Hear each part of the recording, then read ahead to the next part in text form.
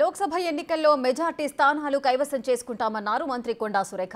మాజీ CM KCR, Harish Medak parliament పరిధిలో ఉన్నందున ఇద్దరూ ఉన్నగడ్డపై అత్యధిక మెజార్టీతో కాంగ్రెస్ అభ్యర్థిని గెలిపించాలని ఓటర్లను కోరారు. కాంగ్రెస్ ఇచ్చిన 6 గ్యారంటీలు ఖచ్చితంగా అమలు చేస్తామన్న మంత్రి పార్టీలో ఉన్న అంతర్గత వ్యవహారాలను లోపలే మాట్లాడుకోవాలని సూచించారు.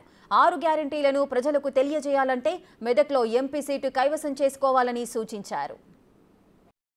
రేపటి నుంచి కంటిన్యూస్ గా మీటింగ్స్ నిర్వహిస్తూ ఆ తర్వాత నియోజకవర్గాల్లో ఏ విధంగా మరి ప్రచార కార్యక్రమం నిర్వహించాలి అనేది కూడా మేము ఆల్రెడీ మరి డిస్కషన్ లో ఉన్నాము.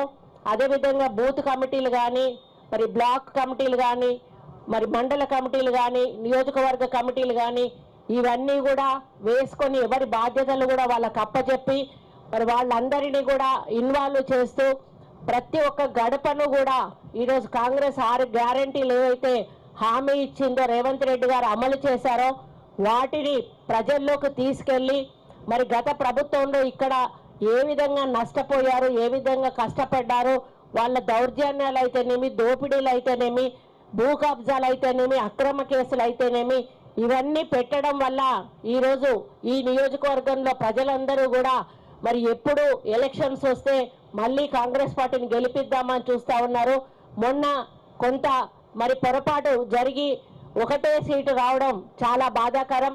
కానీ ఈసారి ఆ ఓడిపోయిన నియోజకవర్గాల్లో కూడా మెజారిటీ తీసుకొచ్చి మరి నీలం మధు గారిని అధిక మెజారిటీలో గెలిపించడానికి మేము నాయకులందరం కూడా కష్టపడి పనిచేస్తాం.